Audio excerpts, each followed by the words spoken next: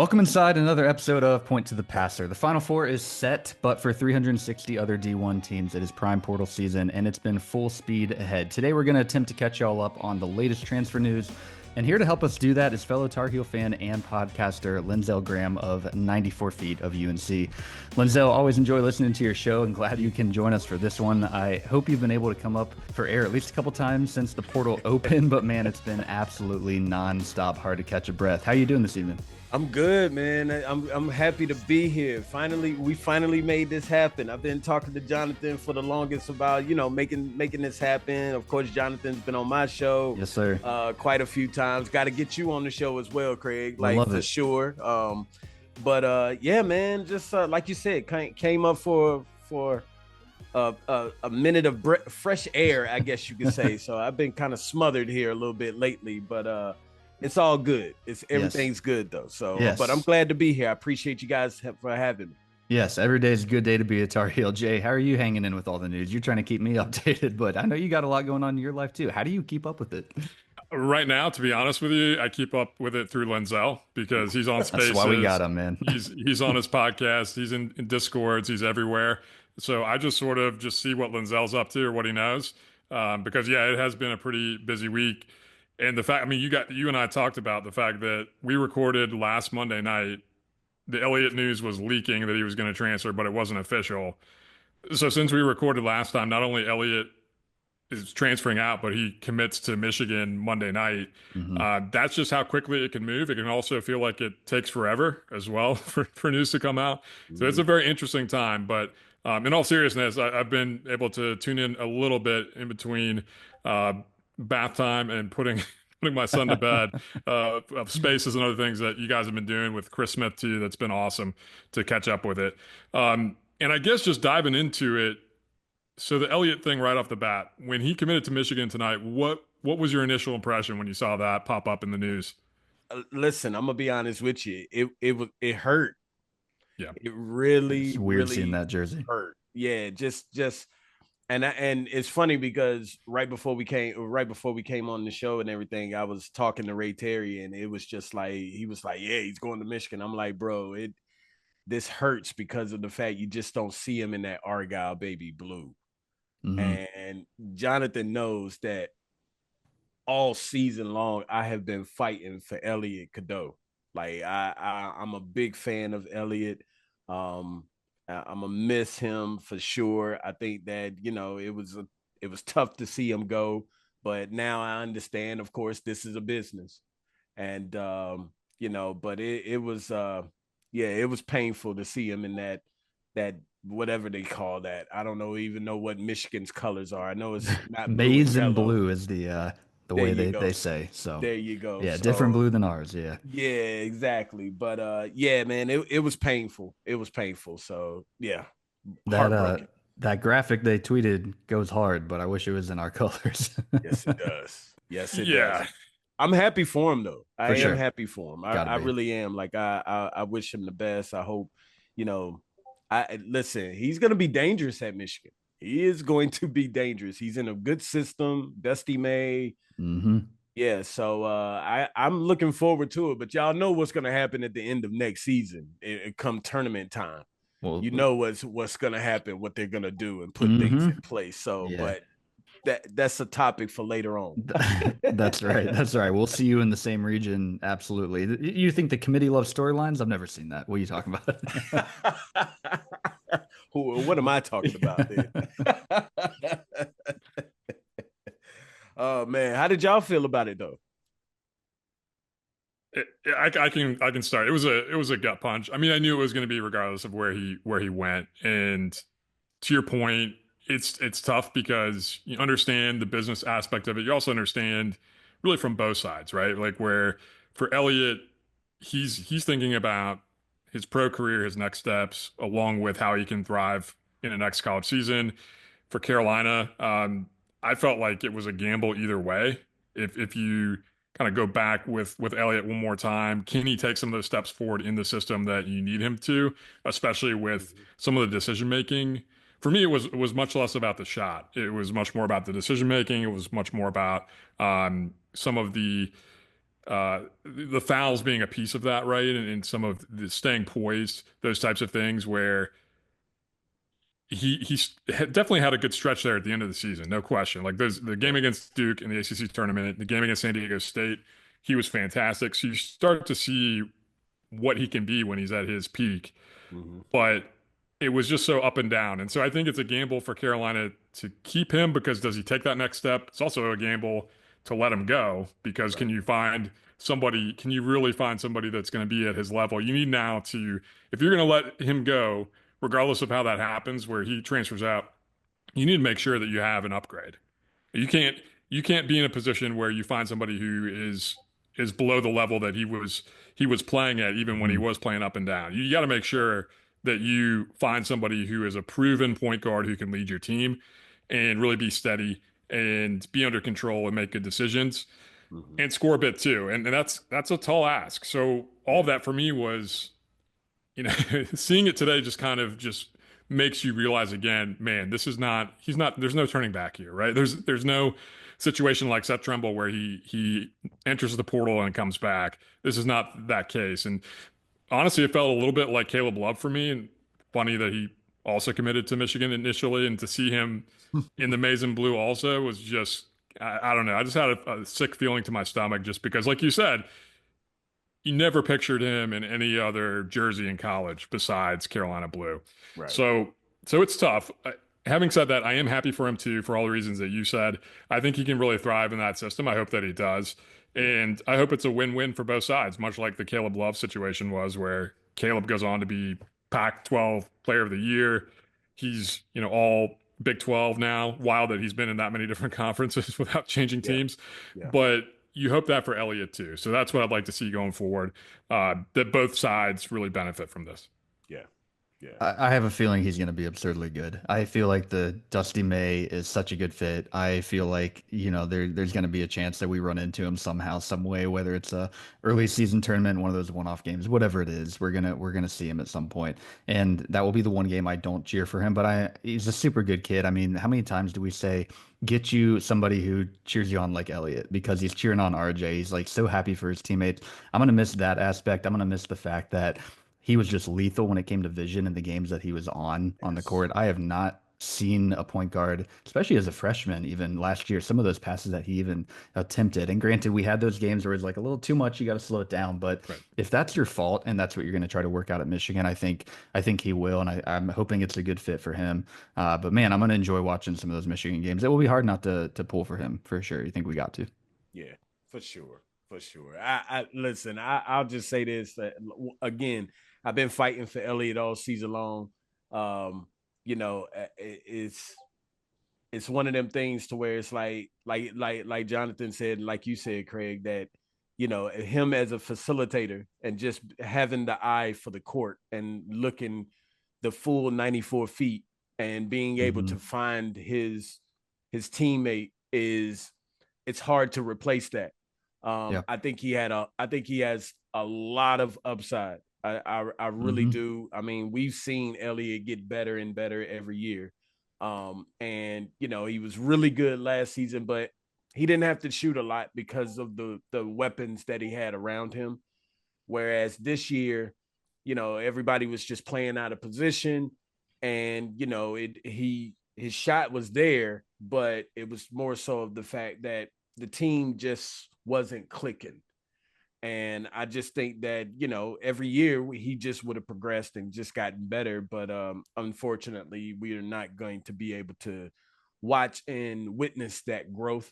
Hmm. And but like you said, we're going to be rooting for him, except Yeah. for when he plays Right. UNC. Right. And we'll just have to wait and see. But definitely wish him the best for sure, though. Yeah. For sure. And we've talked about this a little bit, Jay, previously about how it's high risk in both ways. It's high risk to Yep. lose them and try to find a point guard out in the portal. It's also high risk, especially going into a make or break year for Hubert, where the program has things to consider about. Can you risk a point guard, performing or not performing, how he's going to fit in the system and all of that. So there's so many factors here, which is why fans love to make it black and white, right? Good game, good or bad player. It's not that simple anymore. It used to be a little more simple. It's just not like that. So Jay, where do you see the transfer portal going next with point guards outlook? There's some new names dropping. I would love to discuss some of that tonight as well. Yeah, I think real quick to what Lenzell was saying about the roster construction, Mhm. that's really important with Elliott because some of it is not on Elliott. Right. Like you're saying, guys were out of position. You don't have Armando Bacot to throw the ball into. The passing lanes were just different, right? I think a lot about college to NFL football in terms of passing windows for quarterbacks. And you could see the passing lanes just being compressed for him. So it was difficult. And sometimes the turnovers were not really his fault. It was because of trying to have really having to thread the needle into a big guy who Yep. was on a roll where they're kind of playing out of that's not really their strong suit either. So some of it was just fit within the roster, but also just the system and what they were trying to do. Mhm. In terms of going forward, there are a couple of names that have come up, and the biggest one who's already visited is Nick Boyd, who we saw against San Diego State. So he was their point guard. He had a really good season at San Diego State. I think he was a little over 14 points a game. Pretty good assist numbers too.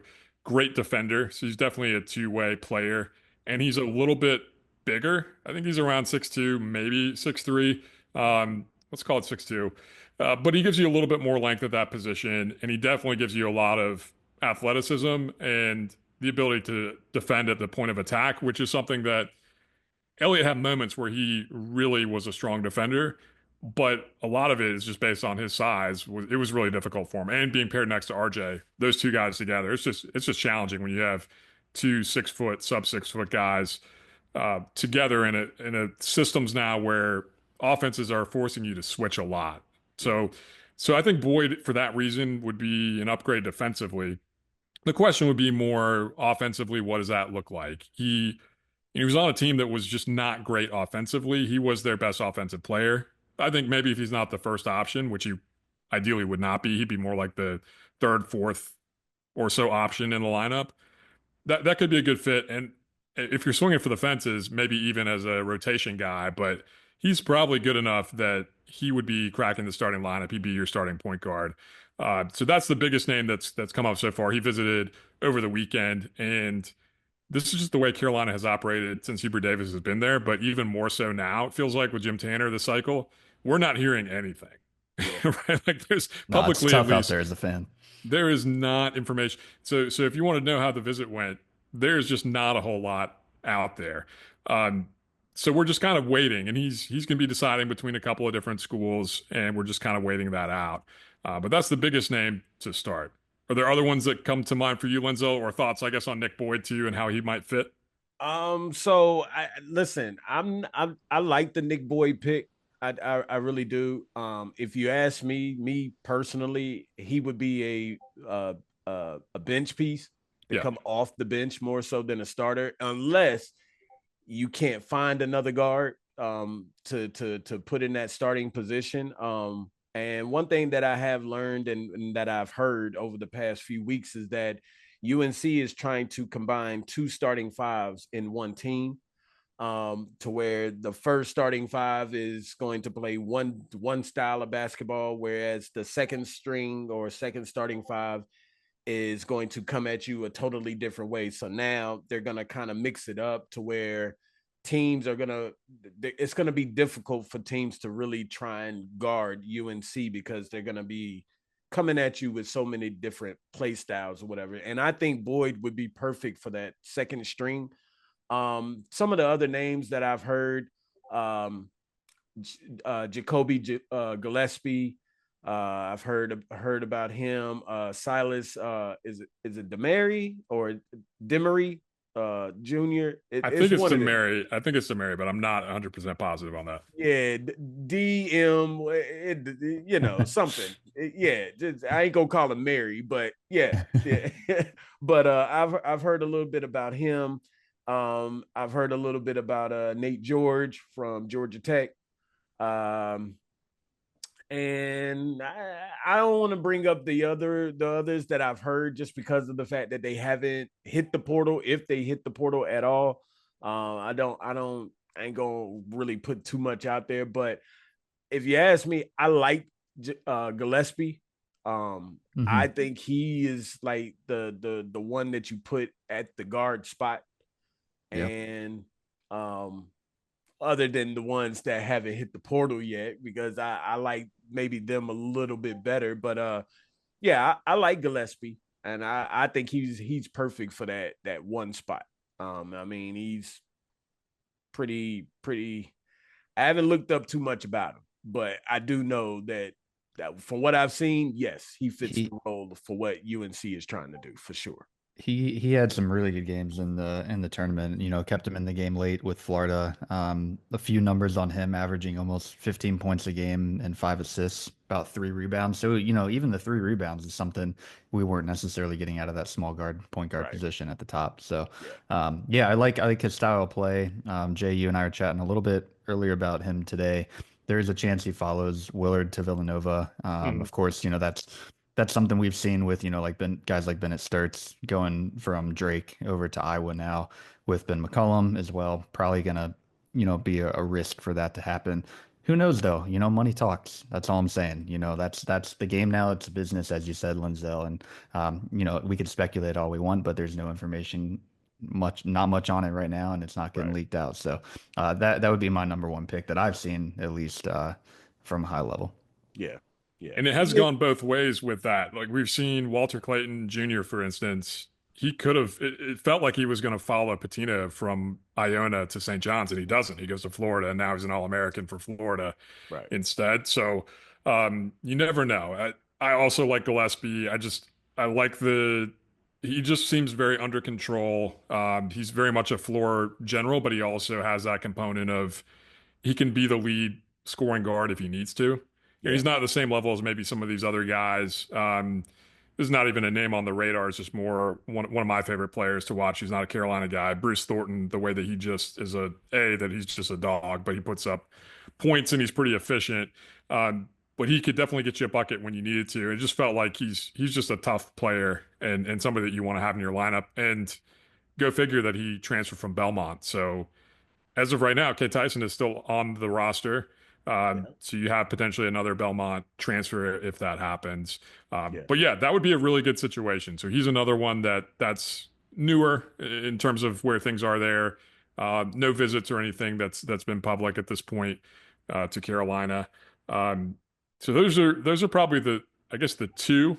Well, you mentioned Nate George too, a couple others. Nate George is in some ways he's a little bit like Cadeau, right? He's bigger, but he's primarily a pass first guard. He did have at the end of the year at Georgia Tech, he started to up his scoring quite a bit. Mhm. But he's more of a guy with really good vision and also has a higher turnover ratio too. Mhm. It's a little less than Elliott, but in some ways, I think you're kind of if you go that direction, it's pretty similar to some ways what you have with Elliott. They aren't exactly the same. I don't think he's as explosive as Elliott or has the ability to get downhill as well. But anyway, so that's my thought there on George, who again would be a good player, but is that the upgrade? Is that the next level step that I feel like Gillespie could give you paired with some other guys on that roster? Yeah. Yeah. I listen, I do think George and Gillespie are upgrades from Elliott. I mean, I just say that, and the reason, what makes it even more special or better is the fact that you got Gillespie that was at Belmont, but he's had that experience to be in the Big Ten Right. already, playing at Maryland, playing bigger schools, so he's a little bit more accustomed to the bigger P5 type teams, things like that, playing against them, stuff like that or whatever. So I like that instead of from him going from straight from Belmont into a UNC like system or whatever to where he would have to adapt to that. I think that that's major because of the fact that he already has that experience or whatever. So we just got to wait and see. But I do like him. But again, there's like two of them that I haven't mentioned, of course, because they haven't hit the portal and don't know if they're gonna hit the portal. But there's two more that I like even better than Gillespie and George. But that's another story for another day too. So Jonathan already knows. Craig, I'm sure Jonathan so probably told you about him, but Yeah. we'll talk about him off air. I'll say Yeah, that. that's fair. We'll talk about it when it's appropriate. We don't want to speculate too much. So There you go. we There you respect go. what they're doing and their decisions. So Yeah. yeah, that's a big position. Obviously, you can argue center or point guard being the biggest. You got to have both of them. So point guards were kind of starting. Center has been the other point of conversation that Jay and I have talked about on previous episodes. Lenzell, I know you've covered it as well. We did see Flory Badunga from Kansas enter the portal the other day. Mhm. Guys like Efton Reed just entering tonight as well. So there are some names out there. Some of these 7 foot guys, Magoon Gwath, also another San Diego State. What if we pulled 2 San Diego Staters? Bring them on over, right? Ooh, wouldn't that be something? That would be something, yeah. But there's a lot going on. So Jay, want to talk about centers a little bit, or which direction you want to go? I think I'll kick it to Lenzell first For because sure. you are just like on the pulse of this and it's changing, it feels like by minute with new guys coming in. So what are your thoughts on the guys who names who've emerged so far and your thoughts on who might fit and how might that work in the roster that's coming together? Oh man. So okay. So I'll try to make this very quick. I like Guat. The only thing that concerns me about him is the fact that of the knee injury that he had. We pretty much kind of seen it already. We took the risk with Jay Wash, and I love Jay Wash, but we took the risk with him. So you're kind of taking another risk. This is like a make or break type season for Hubert, and I don't think that you go into this season with risk on your mind. I think right now, like it's make or break. You got to win, period. And so I do think that there's a lot of upside with Guat, but however, I don't know if I would take that risk with him. Noah Williamson, I've heard about him. I actually had a phone conversation with Jackie Manuel because they're in that same conference with American. And for the way Jackie spoke about him, like, listen, he's pretty much everything that you would need. He just has to tone up a little bit more and bulk up a little bit more. But as far as being a back to the basket type player, rebounder, defender, things like that, he's really good. I think he could, if he was to come on board, I think he would be a backup piece more so than a starter. I just don't really see that. Who else? Efton Reed, yeah, he hit the portal today. Again, I would love to have Efton Reed. I think he would be a really good backup piece as well. But coming from Wake Forest, don't know if he'd be too happy about that or whatever. I mean, I wouldn't get him as a starter at all. I just, but backup, absolutely, absolutely, because he knows the ACC. So why not or whatever. And Efton is not a bad player. He's just not on that level to where I would start him, I guess you could say. And who else did we mention? We just heard about Badunga Henry. as well. Yeah, Badunga. Uh, I don't think that that's gonna happen. I know. He does have a do not contact. I would love to have him, I know, honestly. right? And Jonathan jumped on me or whatever a few days ago because he knows Please do tell. exactly what it was. What did I say, Jonathan? It was, what is he, 6'9"? He's But 6'9", and you said, but he plays like he's 7'3". And I was like, that is a lot. That's a lot of inches. Like that just. I like to fish, and that just reminded me of some of the best fish stories that I've heard. Where it's yeah, like, yeah, yeah, I caught it. That bass was like that was 20 inches. You should have been there. You should have seen how yeah. big this fish was. Lenzell's just aiming high, man. He's got high hopes for I Yeah, love it. to that's play all like it seven was. three, I just like him because of his athleticism. I think he can jump big out of the time. gym. He can get up Damn. and down the court. Yep. I mean, he to me he doesn't play like a 6'9" guy. That was pretty much like my whole thing. Like 100%. when you see him, you would think like he plays like man, like in the paint. Like he can get up, block shots. Like, I mean, he can jump out of the gym. He's And intimidating. Yeah, he's got that yeah, presence. so And I he gave Malawatch problems too. Like they played Duke. exactly. And So honestly, we saw him in person at Allen Fieldhouse.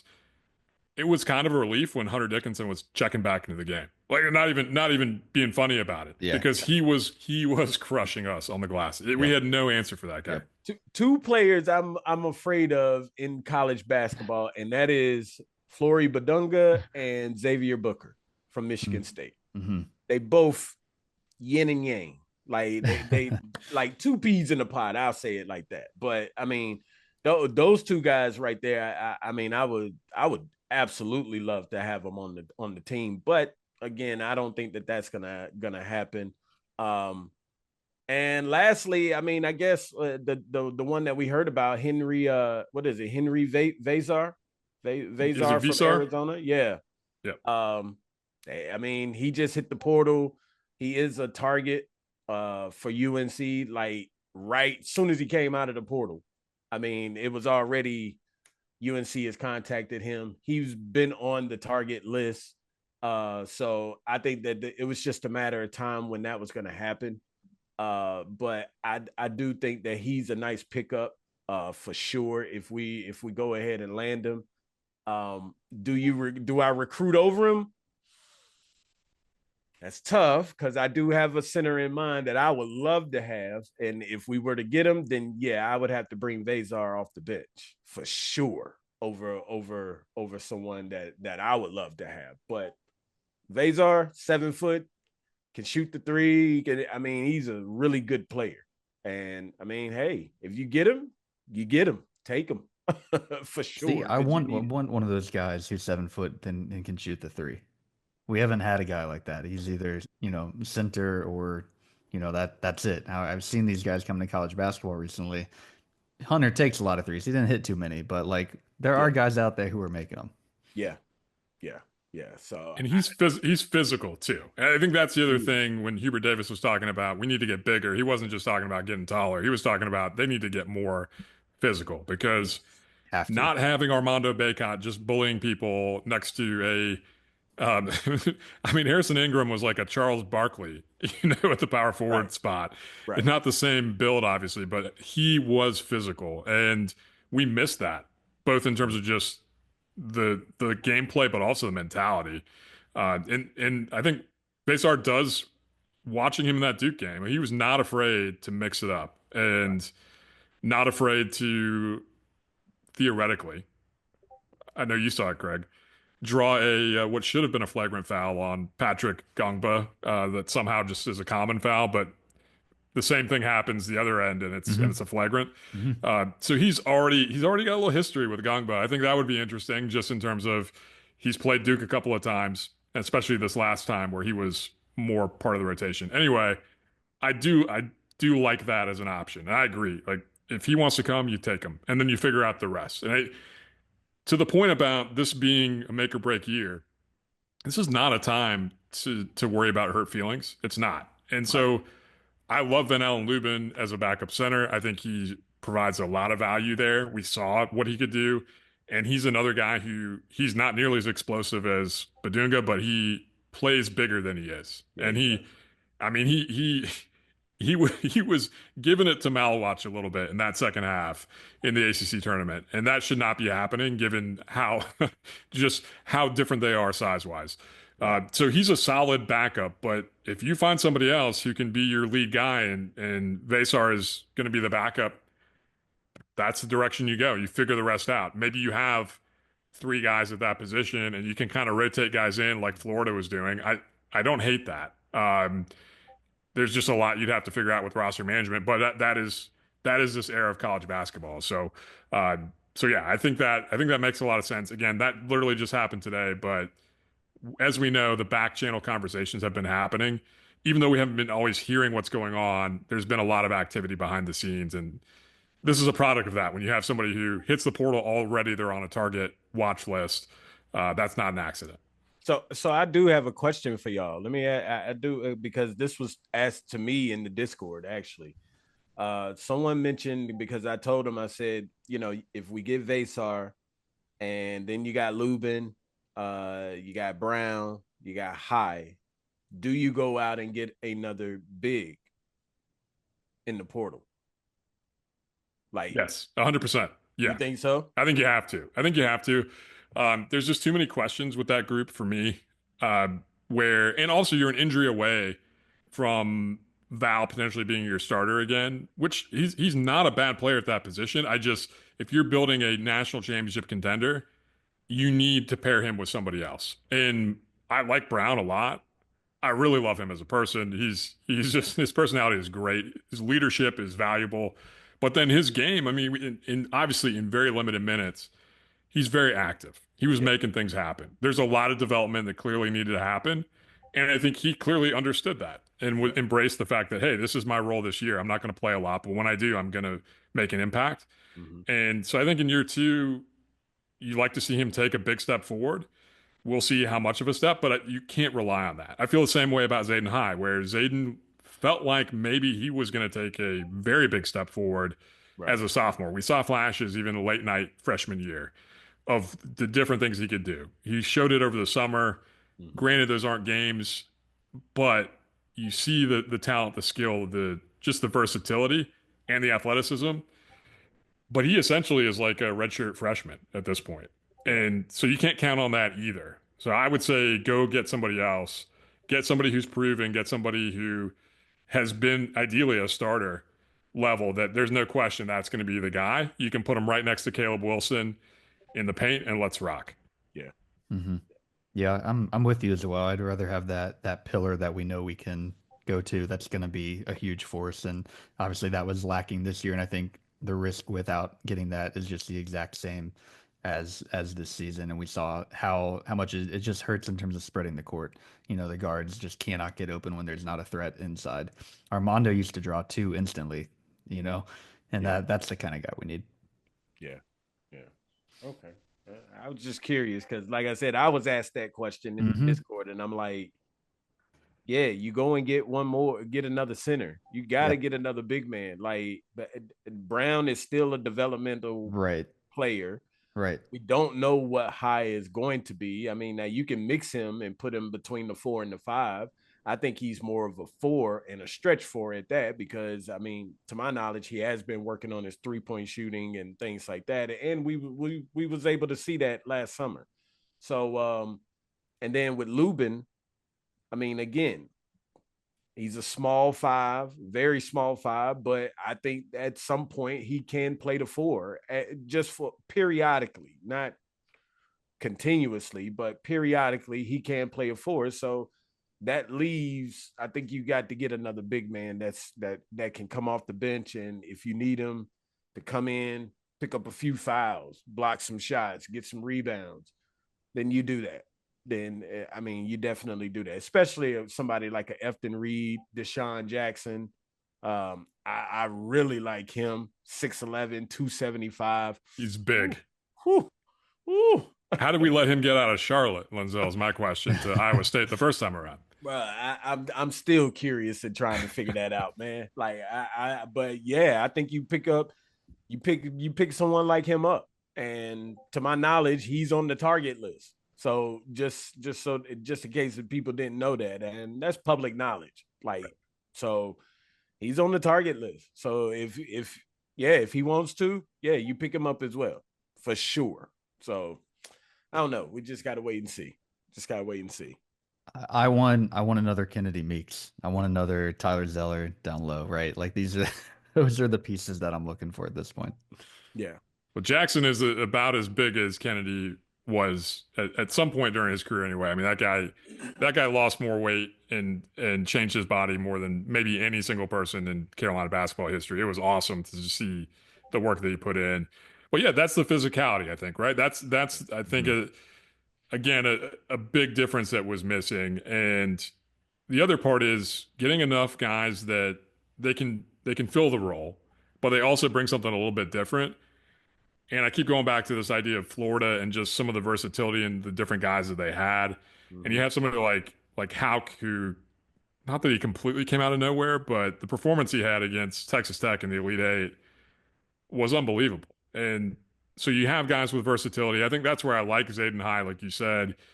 He really came on the scene over the summer in AAU when we were looking at, after GG Jackson decommitted, we were trying to figure out, are we going to go TJ Power? Do we go Zayden High?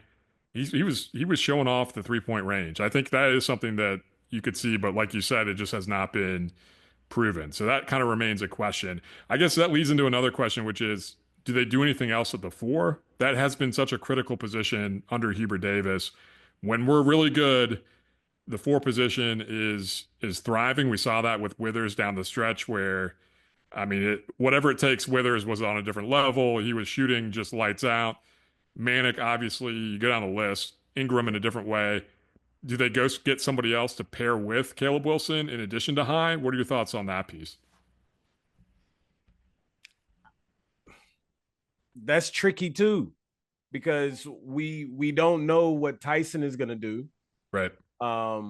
And let's be honest, we don't know, but there's a strong possibility that we get Catchings, who is 6'9". I mean, he could play the four. He might be small, but he could play the four. I mean, Caleb is 6'9". So I mean, you got a lot of guys already right there at that four spot. I mean, with Wilson, you could throw, like I said, you could throw Lubin in there periodically. You could throw High in there. You can throw Tyson in there. And if you get Catchings, you could throw Catchings in there. So your front court is actually loaded. You just got to get one more big to me. And now that we can stretch out and get 15 scholarships on the team, hey, if you got to use an extra one, use it just in case, because you just never know. So like you said, that we could be one injury away from putting Lubin right back at the 5. So yeah, use it to its advantage since it's there. So I don't know if you go and get another 4. I see a lot of people out there posting 6'8", 6'9" guys and stuff, and I'm like, why does everybody keep looking at 4s and all of that and stuff? Like, y'all need to be looking at the 2s and the 3s, if anything. Like, I mean, because UNC needs scoring. Right now we're at the point to where we need scoring. I mean, that's just bottom line. Like, unless Ian comes back, Drake develops and gets his shot and things like that. But right now we need scoring. So the big man, 6'8", 6'9" or whatever, put them to the side for a second, because right now we got to focus on these 2s and 3s, period. So that's how I see it. I completely agree with you. I mean, I think especially if somebody like Catchings, who's another target, that if he ends up visiting and you can get traction there, then you really have solidified that 3 to 4 hybrid spot there, which would be huge. Like you said, we don't know what Drake's going to do, and Drake has a decision to make about the NBA. Right. And either way, my opinion is it's a win for him, and it's a win for Carolina too. If he goes in the first round, that's another first round freshman draft pick off to the NBA. If he comes back, which there's plenty he can do in terms of his growth and development, that's a win for both too. And I think he's somebody that he could really take off in year 2. Yeah. Selfishly, I would love to see him in a Carolina uniform one more time, especially somebody who's really a Chapel Hill guy. Yeah. You know, he's around the area. He's got the family ties to the program, all those things. But you make a good point about they're not waiting around. They can't. And I think that was one of the things last year where strategy wise, it's tough because you're loyal to somebody like Harrison Ingram, and he had a difficult decision to make, right? And so as you're waiting some of these NBA decisions, you're having to pause potentially conversations with other guys. Yeah. And that's not something they're going to do. And it doesn't seem like that is the approach anyway. And I like that. I think you need to be aggressive. You need to find other scoring options. Nick Dorn's somebody else that they've at least has emerged as a possibility. Transfer from Elon, we saw in that first game. Kind of new. I think I was talking to Riley before the season, and he's like, "Yeah, if there's somebody on Elon, that's probably the guy who's gonna." There's always somebody who goes off, and actually, it was probably multiple guys, but he had a big game against us. He's got some intriguing talent, but he's somebody that would be more of a deeper rotation player. Yeah. Where maybe he's got a lot of potential, so maybe he exceeds what you expect. But it goes back to something else that you're saying, that injuries happen, but the other part is guys don't always pan out, right? And you can be really good at talent evaluation, and you see even the best schools at talent evaluation have guys that don't pan out because it's just that difficult when you're talking about 1 year at a time in these Right. cases. How does somebody fit? Yeah. It just doesn't always work. So you need to have some other options. So he's another name, but Catchings is somebody that as soon as he jumped in, he's a top 60 guy from the previous year, was committed to Purdue, related to Tamika Catching, so he's got the bloodlines in terms of basketball. He would be great. Somebody who can stretch the floor, very athletic. So you could see that working well with Caleb Wilson. The two is a real question for me. I mean, I have said pretty repeatedly, I would love to see Ian Jackson come back. Yeah. Um, I just think I love his game. I love watching him play. It's just so loud. He was very efficient, but he was also super flashy, which just, I mean, he's just oozing with talent. And I think if he comes back to college, he can start to round out his game because he was really asked to do what you do best, which is score. And actually, catch and shoot was a lot of that, which we didn't fully expect based on high school. So he would solve a lot of the scoring needs. But again, he has decisions to make. Does he go the pro route? So you're kind of waiting on Drake and Ian in different ways, I think. Because it feels like Drake is somebody that's a program guy. If he comes back, he's probably coming back to Carolina. Yeah. Ian just has decisions to make. And so rather than speculating, we'll just see what happens with that. Are there guys at the two position that we haven't talked about? Trimble's probably going to be there. It's not official, probably. Are there other guys that have emerged that you're really excited about, that you feel like, yeah, they could step in? Because if Ian's not there and RJ's not there, that is a lot of scoring that we lose. And it a lot of score. But let Craig go. Let Craig go first.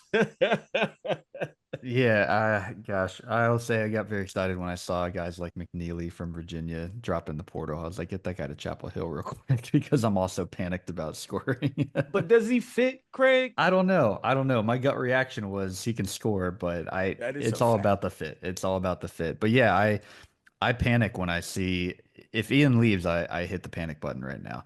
I'm with y'all on that. Like losing RJ and losing Ian, like you mentioned, I don't even want to know the percentage of our scoring on that. So like getting a big is important. I love Seth. Seth's gonna have to take another leap, and all that he preached about that he learned from RJ, he's gonna have to apply in the offseason and be ready to go come November if he's gonna have a starting spot and be some kind of shooting guard that's dropping 15 20 a game. I think that is a possibility, but again, we're talking risk when it Right. comes to that. So that's a question mark for me. I'd love nothing more than Drake and Ian both coming back. That would give me a lot of confidence going into the season, and then there's a lot less question marks because man, I think I'm with you, Jay. Like I love Ian. I was more surprised by Drake in the way that he excelled near the end of the year. Maybe because we had focused on how much Ian is a New York guard, and we got all hyped on that, and you had talked him up, and Drake was there, but he's kind of on the back burner in my mind, at least a little bit more.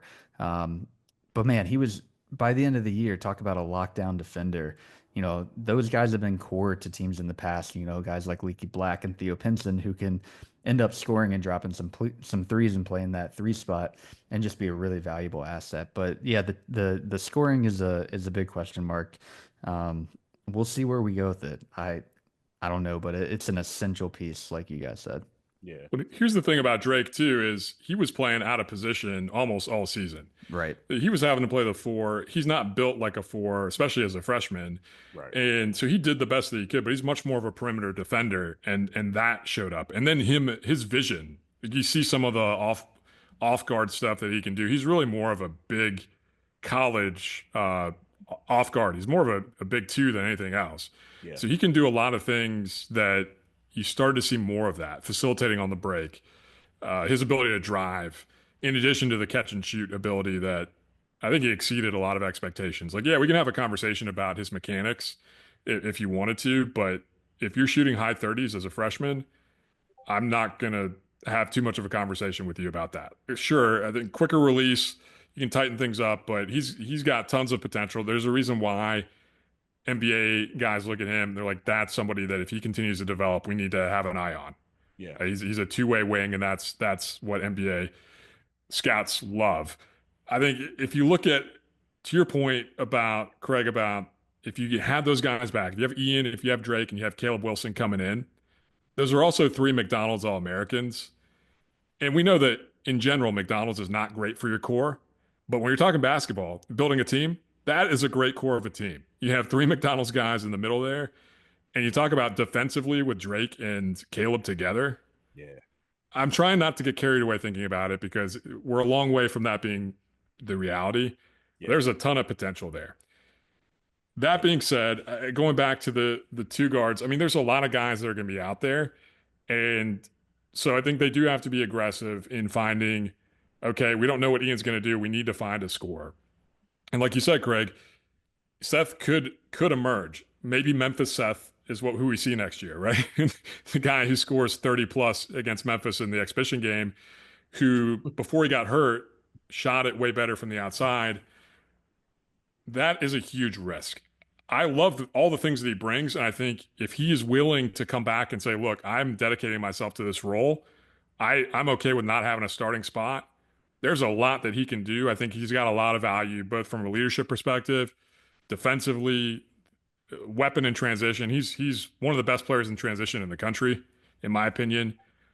I can sense Lenzell's difference here. I know we disagree on this one a little bit in terms of fit, which is fine. But if he's willing to come back as a reserve rotation player, like six man essentially, then I think that's fantastic. If he's looking to be more of a starter and that's your two, back to the scoring, that's a huge risk, and I would have a lot of questions. For sure. Oh man. Jonathan puts me in a tough position. He puts me in a tough spot. And we've had so many conversations. So I will say this or whatever, because I did just get a message, I'll say or whatever. Now, of course, I got to dig a little deeper into this, but I did get a message. Deshaun Jackson and Vasar will be on campus this week. Also getting visits from Nick Dorn, Cannon Ketchens, and Nate George. Okay.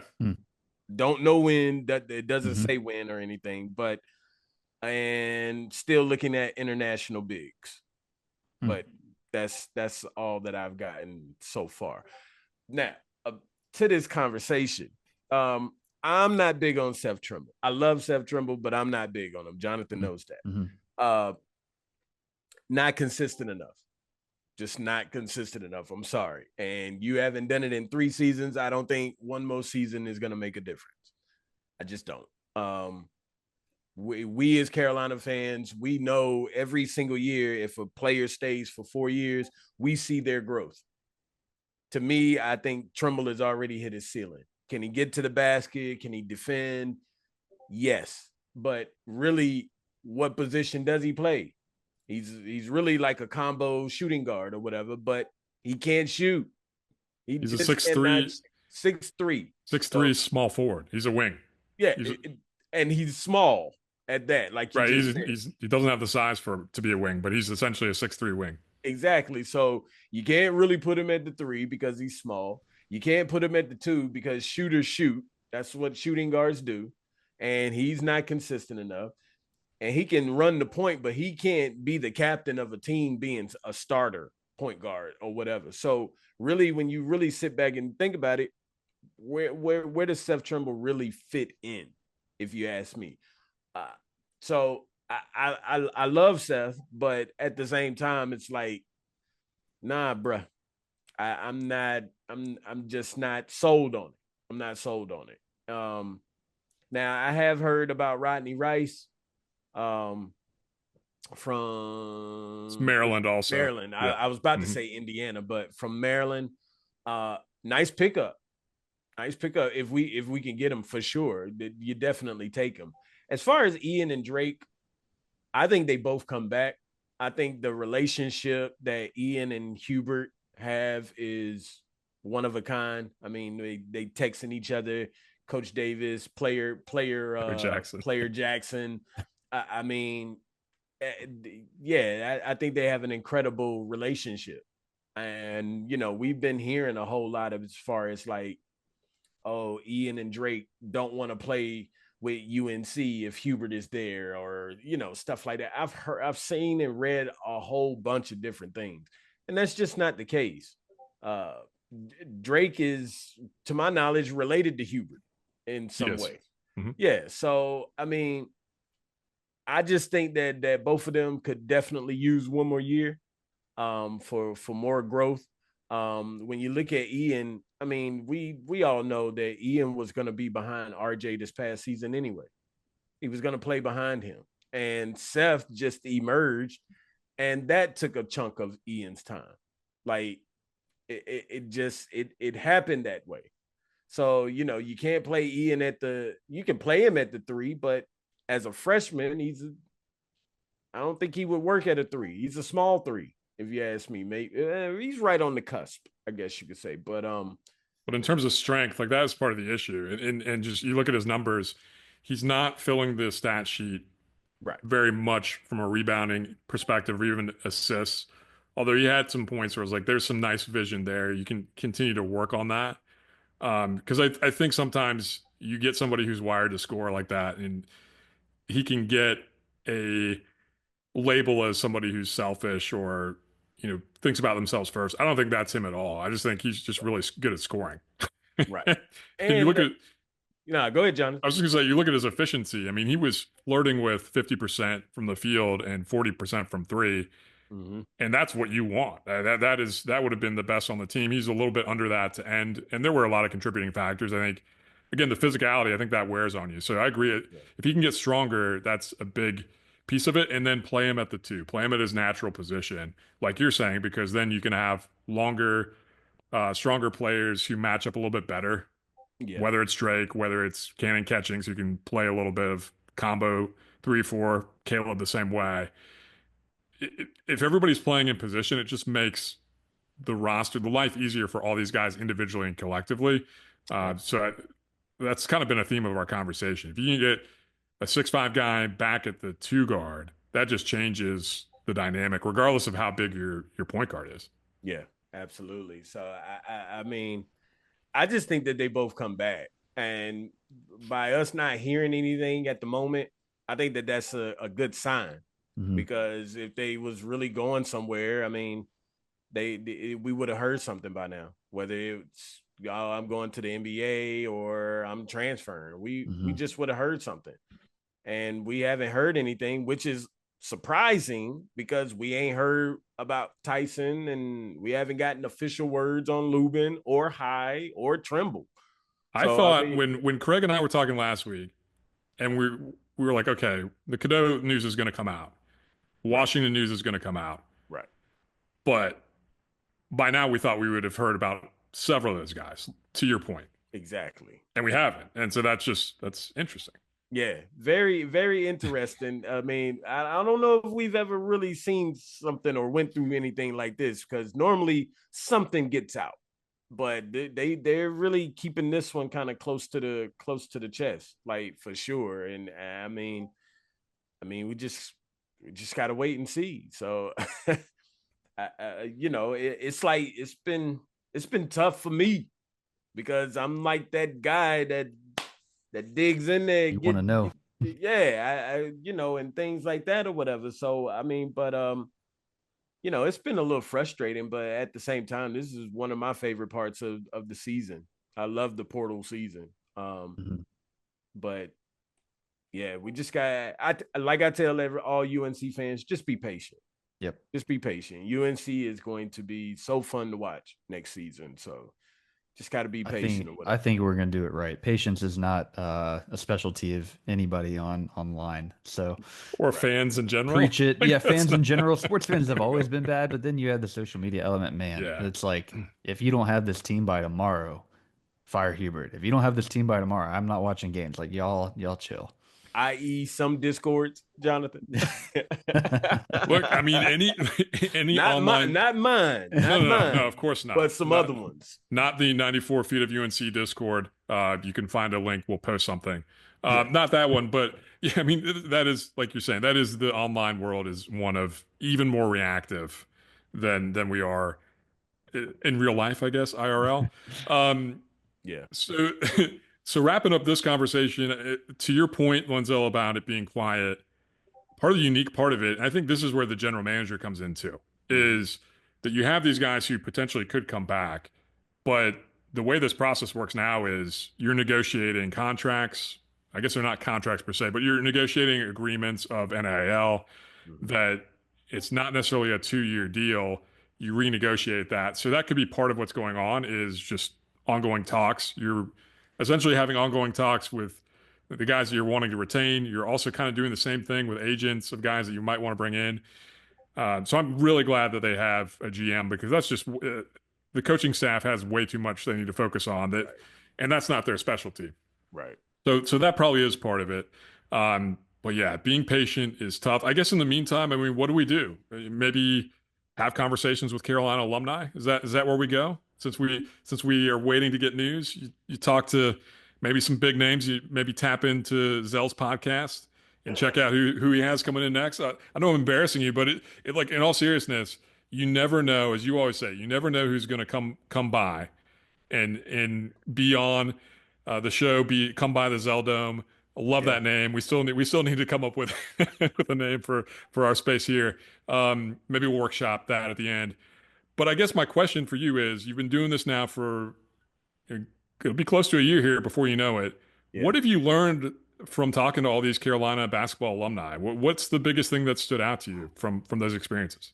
Um, I mean, I'm still in awe. Like it still feels surreal to me, to be honest with you. And I tell the guys all the time when I talk to them, like, I grew up watching y'all on TV, and to have the opportunity to be able to sit here and do these podcast episodes with them, like it's just it's surreal. Never imagined it when I first started it. Like I never imagined it was something that I had thought about doing down the road. Maybe like interviewing some players, things like that. But just started reaching out to one person, and one person led to another, and then another led to another. Like y'all had Coach Rob on. That was an interview that I ended up doing. And had Coach Rob on a couple of times actually, or whatever. Real good guy. But I've just learned that everybody has a different story, and it's incredible to hear the different stories, because every story is unique. Like I don't. It's hard to explain it, but if you just, I can't say that I pushed or planned for it, because it just ended up happening. So like as far as what I've learned, people can always say like, hey, stick to what you know, and or if you feel something or you dream something or whatever, follow your dreams, things like that or whatever. Well, that wasn't a dream for me. Like it really wasn't. It just so happened to just fall in my lap, I guess you could say. So I've just learned to just be patient. Um, there's a lot of the guys that I still haven't talked to, but it's in the works. But yeah, just be patient and keep going. Keep going. I have learned that. I've learned from Marcus Ginyard that I'm persistent and consistent.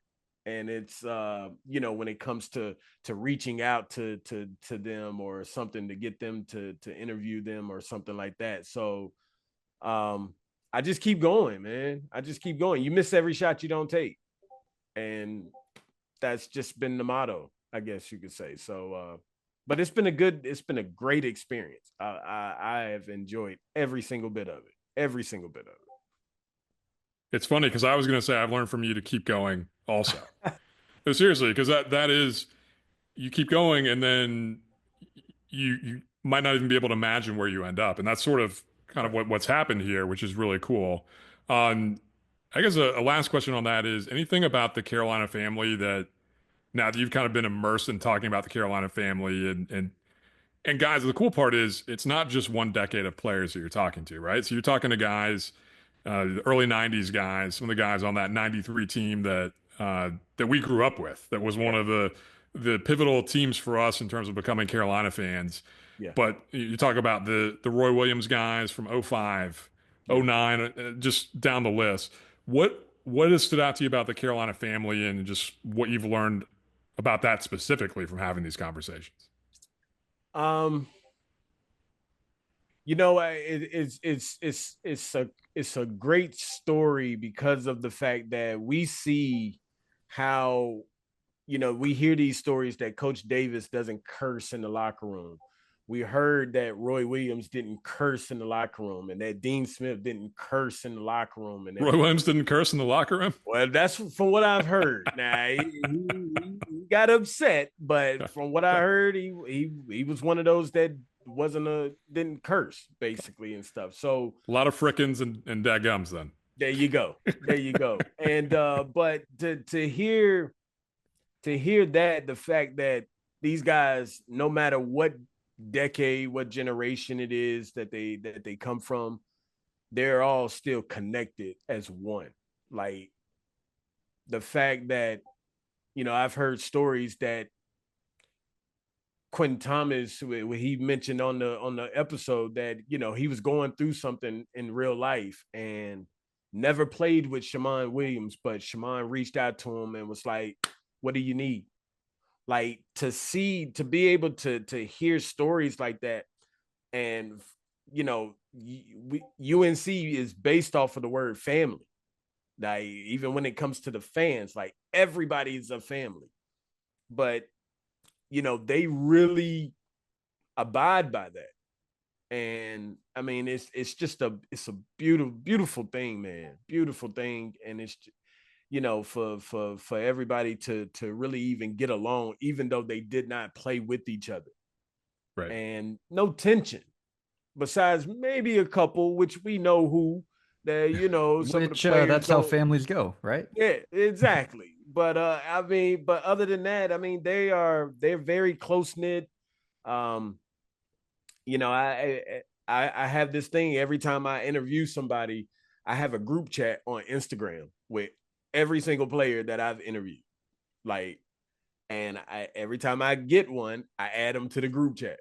Everybody is like, oh, good to hear from you, and, you know, things like that. And it's just a beautiful thing, man, because they get in there, they talk, they trash to each other, they still competitive. Like, you know, I've seen Ed and Ray Terry go back and forth. I've seen Ed Cota and Newbie go back and forth. Like, but it's no bad blood or anything. And that's the beautiful thing about it, man. Like, they really treat each other like brothers. They help each other out. They're very supportive.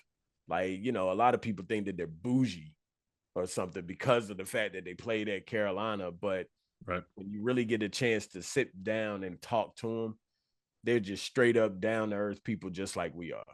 And that's they make you feel comfortable. And that's a beautiful thing. That's a beautiful thing. So I'm people say appreciative.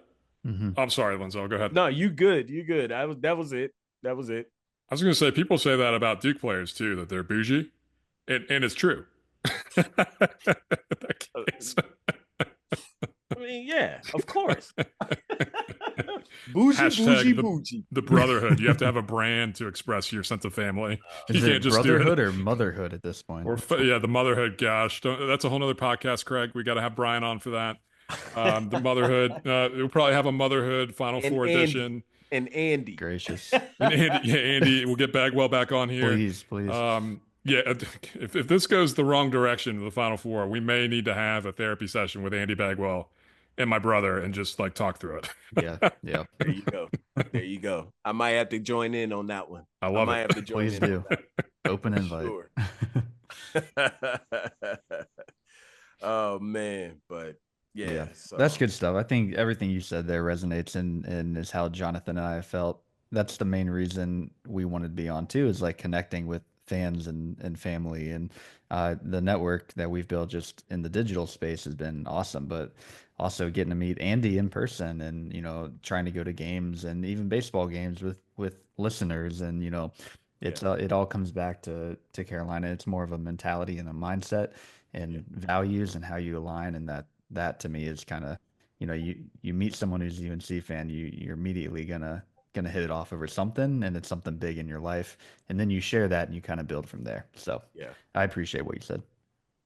Yeah. And I'll say this just to wrap it up a little bit. Like I'm that type that bridges the gap.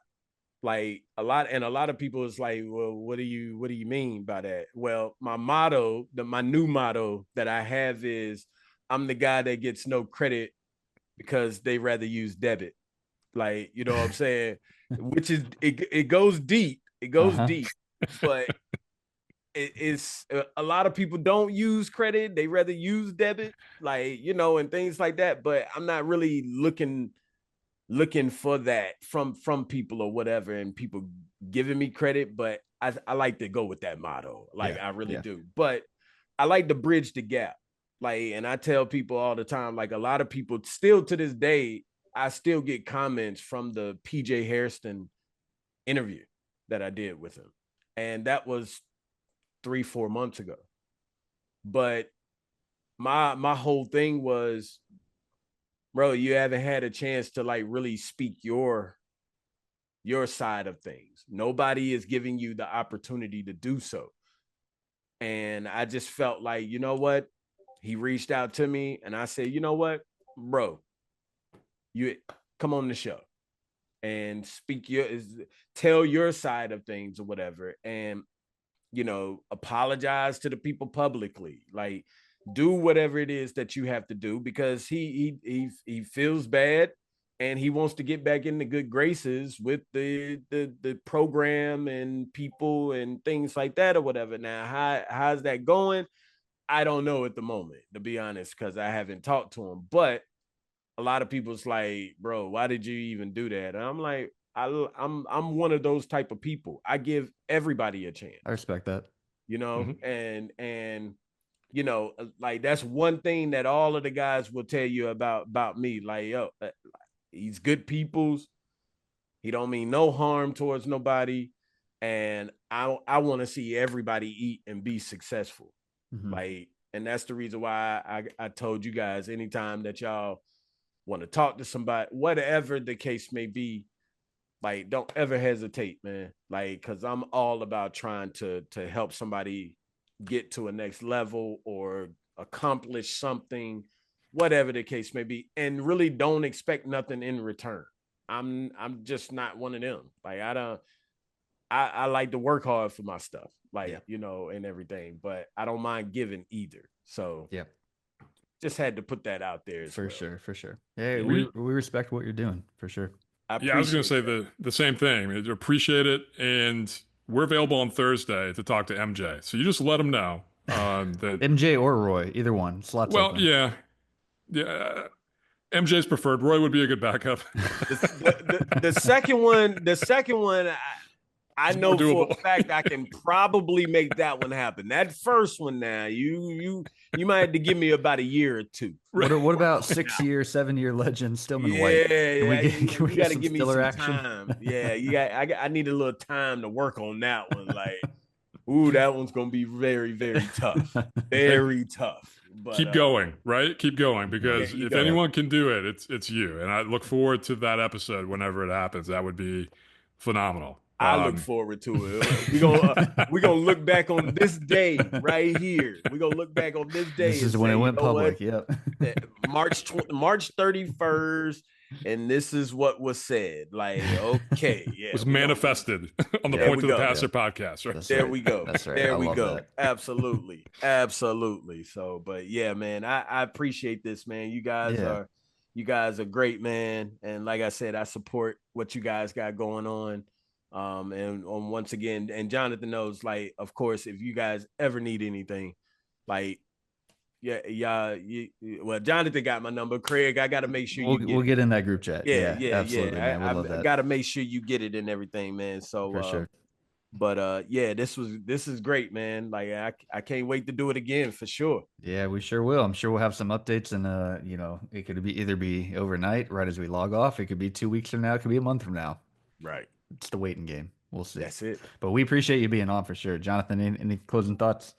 That's it. I just want to point out to, I think it's important to point out to as we close, Elliott and Jalen Washington, because I don't think we did that last week since it wasn't official, but appreciate both of those guys being Tar Heels. And each of their journeys was different. I think about Jalen, just the injuries that he faced before he came to Carolina, the time that it took to kind of start to get right. And I don't know that we saw him at his ceiling, at his peak yet. So I hope that he lands somewhere where he can find that, because We he's did. What's that? He did? We did. Oh. We did. Okay. I believe in Jalen Washington. I think he can keep going.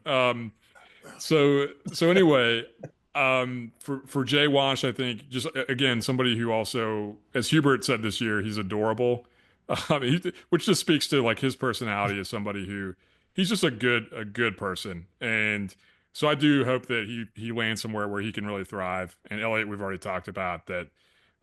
It's rare to see somebody with that kind of vision and pass first mentality.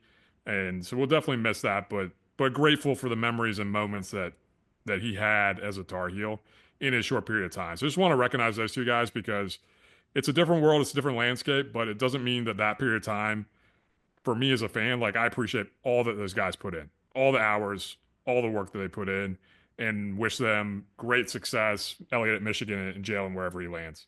I wish him great success, but he might struggle. He might struggle next season. I ain't gonna lie, with the two teams that I've heard that are right now the leaders for him in the SEC. Oh wow. Okay. Mississippi State and Missouri. Okay. Yeah, if he struggled in the ACC, he might struggle a little bit in the SEC. We'll see. We got to get him to beef up a little bit, get some size, compete with those guys down in the SEC. Yeah, but this is last season, Craig. Like he had 3 years to do that. He really needed a red shirt. Yeah. He needed a red shirt year. Yeah. He needed a 5th year. If anyone needed a 5th year, it was him. I had not heard that yet, and in my head I had something different. It wasn't SEC, but regardless, I hope that he does land somewhere where he can absolutely. You can see more of his outside game too.